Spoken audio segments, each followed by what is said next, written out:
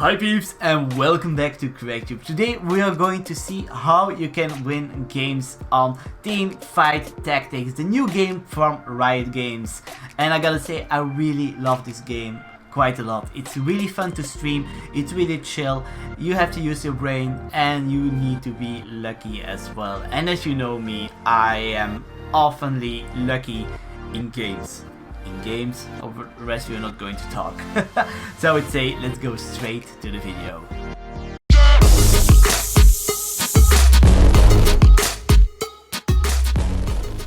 If you ask me, the strongest class there is always Imperial. So if you can get a Darius, we are definitely going to need Darius for the full Imperial buff, double attack. So all their damage is gonna be double. That's really insane.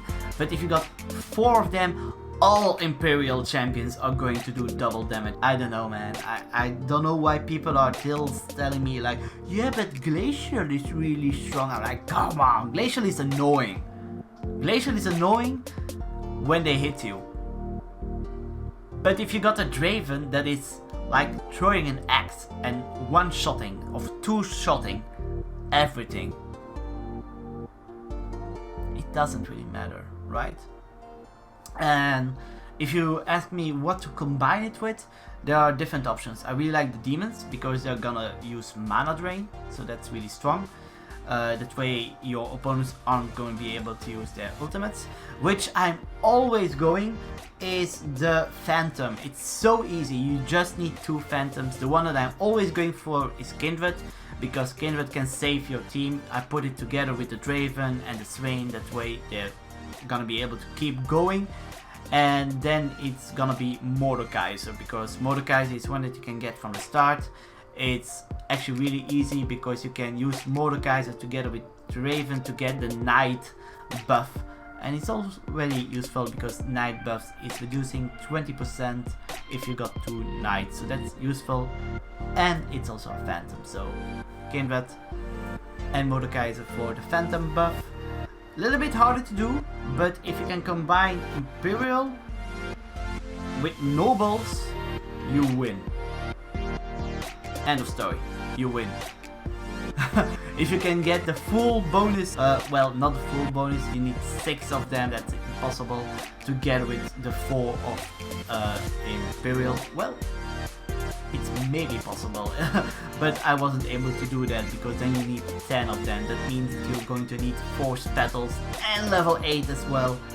I don't think that's going to happen quite soon. I was almost there, I made a little mistake and I did waste one of my spells, but that's okay, that's okay. Each and everyone can make mistakes and still win. Also something that I always like to do, it's a little bit risky, but it's actually going to give you high rewards if you're able to pull it off. It's to don't use any of your items that you get, keep them on your stack, and not upgrading too much, that way that you're really weak at the start. Just buy stuff, and that way you're gonna be the first one who is gonna be able to pick if you're last place. Like for example, this example is that I was at 9 HP, I had 9 health, and I was even able to win the whole game on those 9 health, because every time, even if I was winning all the time, I was still last place because not many people were like that low, and if they were gonna get lower, they were gonna die. They were going from 11 or from 20 to 0. So that way I was always able to pick first and still be the strongest of the team. Think about that. It's risky because if you lose one game, it's over, but honestly, if you get all the items and you're losing, you deserve to lose. you don't deserve a second chance, in my opinion. So it's a high reward, high risk strategy. So that's it, and I would say let's go. Peace. My Draven took out 2 of them. Kindred? I was able to take 4 level 3s! Oh my god! God, this team! Nope, no Swains. Woo! 1, 2, 3, 4, 5, 6, 7. He only got... Wait, what's that? That was strange. Oh, the Leona ult. Perfect Leona ult. Come on, finish them up. Floops, floops, floops. Yeah, GG. No way he's gonna be able to do something about my team. No, no, no, it's GG. Oh, there is a Swain. Oh, I'm missing a gold. Oops, block it. Damn it. Kill the Rengo. Nice.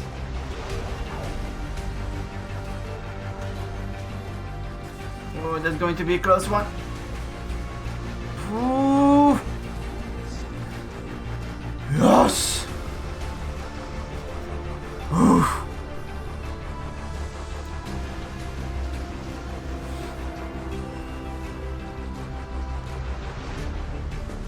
Good luck. So the best may win. Ooh, the Kindred ult. Just in time.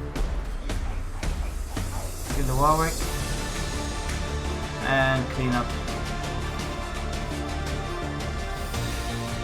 And also something really interesting that our opponent is actually asking me, it's how it comes that Draven is never getting attacked by his assassins.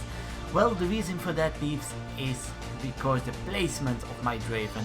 If you are putting your backline totally against the wall in the corner and putting in front of Draven other range champions that are not going to move, that means that none of the champions will move, and that means that the assassins of the opponent won't be able to jump on him because there's no room for it.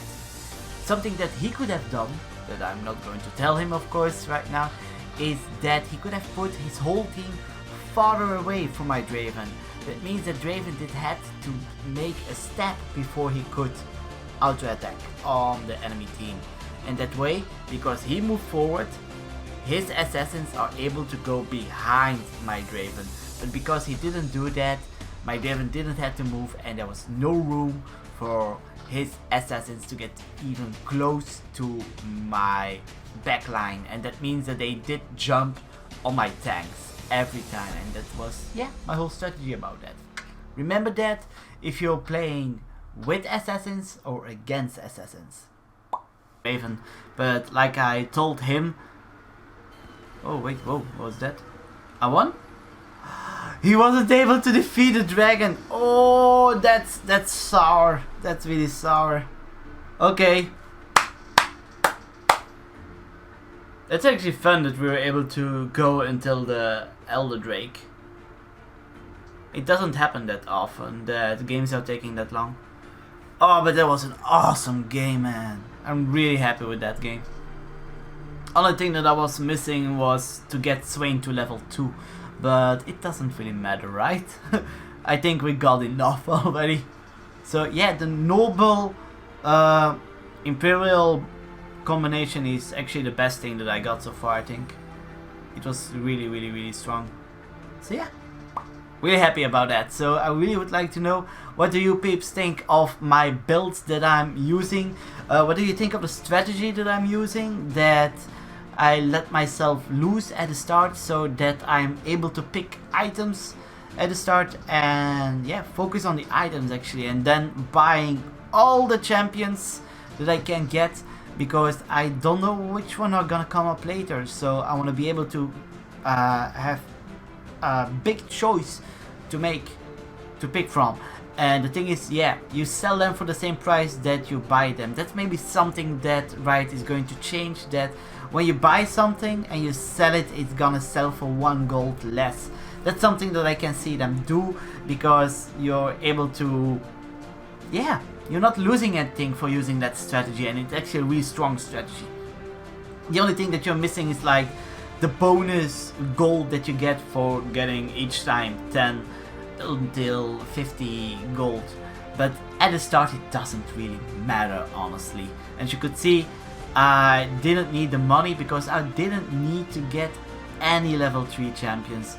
I'm beating teams with 4 level 3 champions with only level 2s, and even one of them was level 1. So as you can see, funnily enough, it's the combination of having a whole army. Always go for the battles. So each game that you saw me win, I had 9 different champions. I was even able to get a 10th one, but I made a little mistake to use this battle for something else.